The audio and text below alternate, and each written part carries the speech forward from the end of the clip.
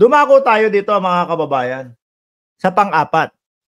Dapat may tugtog to na ano habang nagsasalita si Noybi no?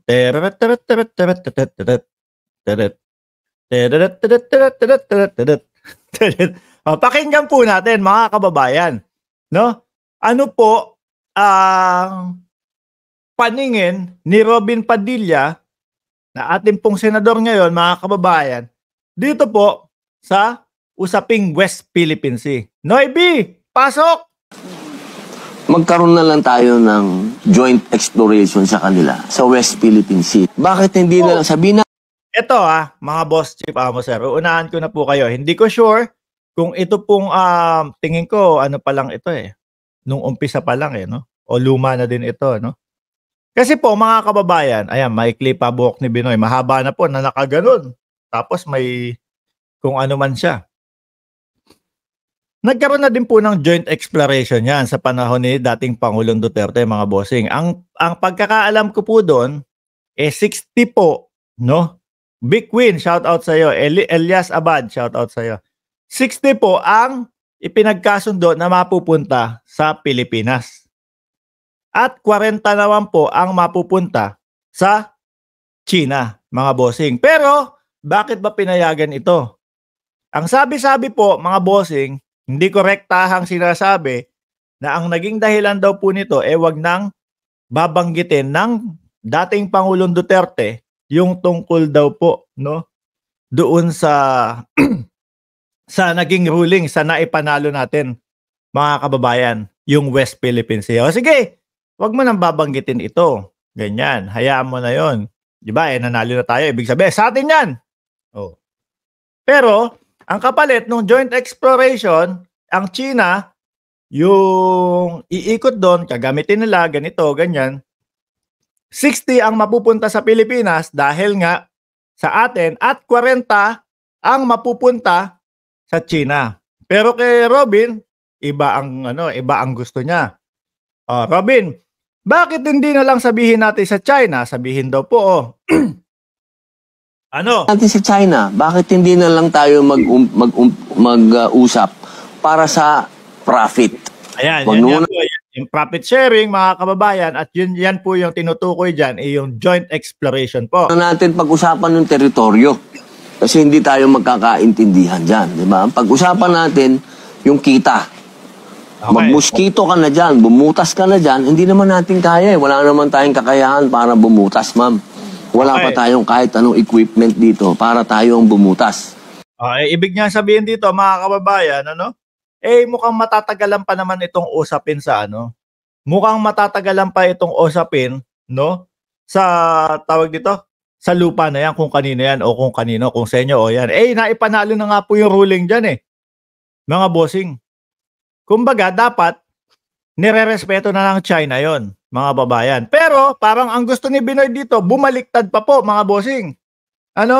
Parang ang gusto ni Binoy dito, tayo yung 40 at sila yung 60. Bakit daw po? Ang China, sigurado, meron yan. Di tsaka tayo maghati. Kung ano ba gusto ng China, dahil ikaw ang namuhunan, o di kung gusto mo, 60 sa'yo, 40 sa amin. Aray ko! Yung 60 nga sa atin, tapos 40 sa China ayaw na ng taong bayan Tapos binaliktad pa. Dahil daw po, nasa China ang makinarya.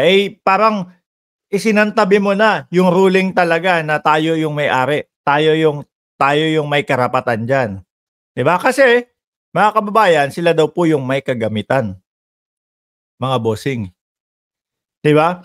Yung 60-40 nga hindi na okay sa taong bayan. Tapos biglang 40 pa tayo. Tapos 60 sila. Grabe naman yun. Ayaw namin maging kahati ang China. Sa tingin nyo po ba, mga kababayan? Sige, ganito. Kung yung 60-40, 60 tayo, 40 ang China. Sa tingin nyo po ba, magiging tapat ang China doon sa hatian na yan, mga kababayan? Bully nga sila Di ba? Bully nga po yung mga yan Sabi ni Noel Lacambra, there is no good deal or negotiate in Chinese Oh, communist, 'di ba? Umariba na naman si Binoy, akala may ano. Biruin mo, kung yung dating pangulo 60-40 ang gusto, lamang ang Pilipinas, kay Noybe 40 sa Pilipinas, 60 naman daw po kasi China naman daw po yung may kagamitan upang makabungkal doon dito, 'di ba? So pagka ganun po mga kababayan, talagang maniniwala na ako doon sa sinasabi na kumbaga, wag nyo nang banggitin yung ruling na naipanalo ninyo. Basta hati tayo, ganun. 'Di ba? Medyo mas bumaba pa yung magiging share ng Pilipinas kay Binoy. Basta pagkakitaan na natin siya. Wag tayong masyadong maging matigas. Kung ang kumakalam naman na yung mga sikmura ng taong bayan. Ika nga daw po ni Robin Padilla, mga kababayan, 'di ba? Masyado akong natatapangan sa ating Pangulo. Masyado akong natatapangan. Nung panahon po nung eleksyon, 'di ba po? Andres Bonifacio pa po itong si Binoy, mga kababayan. Ngayon pagdating po sa China, masyado akong natatapangan sa ating Pangulo. 'Di ba? Kung yung Andres Bonifacio po na ating bayani dati, talagang yun mga kababayan. Atapang-atao talaga yun. Walang inaatrasan yun. Pagdating po sa usaping pananakop sa ating bansa, hindi aatras yun. Pero yung umiidolo yata kay Andres Bonifacio, mga kababayan, itits. Pagdating po dito kay pagdating kay China, mga bossing. Urong ang yagbols pagdating dito, 'di ba? Ituloy po natin si Binoy. Thrill, walang alam si artista, RB. Robin RB, you should think twice after become senator. Mga pro-China, bayaran sa Pilipinas, sabi ni Tapong, JM Tapong. Di ba? Mahirap maging matapang masyado lang gutom ka. Kasi yung katapangan na yun, nagiging pang siraulo na yun. Ibig sabihin mo, siraulo ang ating presidente? Ang ibig niya pong sabihin, mga kababayan, doon sa paggutom ka, kulang tayo. Kulang tayo ng kaperahan, kulang tayo ng makinarya, kulang tayo ng kagamitan para po maipaglaban ang West Philippine Sea, mga bossing. 'Di ba?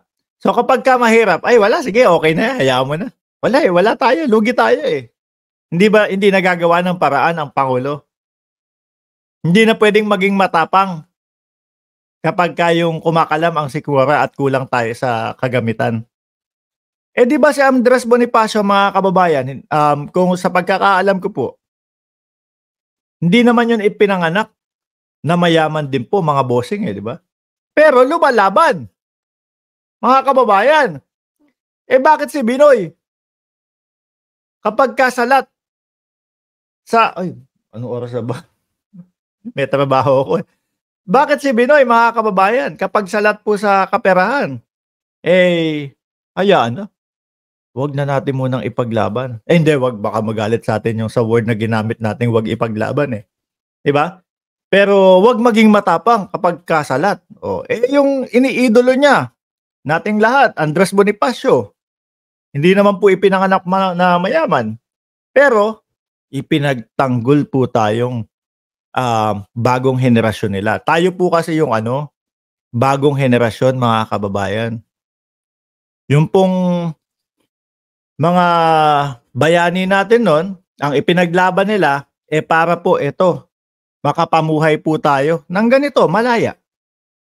Ano po, ibig sabihin, yung ginagawa ng China ngayon, pababayaan na lang po natin. Paano naman po yung mga magiging apo natin, magiging anak natin, yung susunod na henerasyon, mga kababayan? Isusuko na lang po ba natin sila? Hayaan na lang tayong hayaan na lang natin ang China na api-apihin tayo, mga bossing? Mali. Hindi na tayo na nabubuhay ngayon. Hindi na ganun ka-apekto sa atin yun . No? Yun pong mga magiging anak natin, yung mga anak natin ngayon, sila na po ang sasalo nung bigat na iiwan natin, mga kababayan. Di ba? Sila na po ang sasalo kung ano man yung magiging desisyon natin, mga Pilipino ngayon.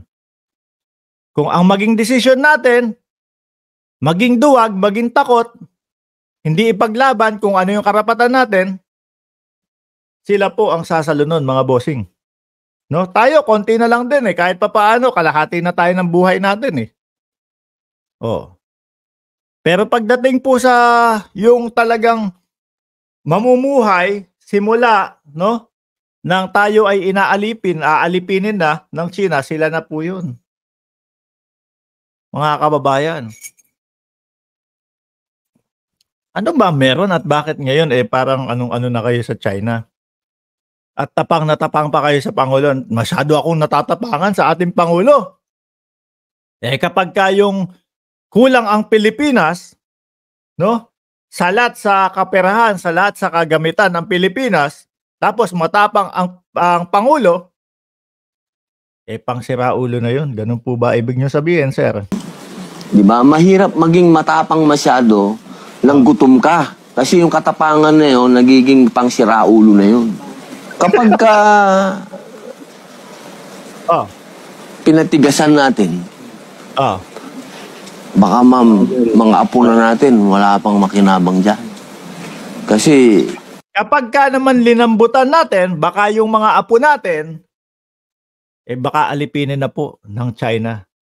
Hindi ko na itutuloy ito, mga kababayan, kasi may isa pa po tayong topic, na kailangan tapusin.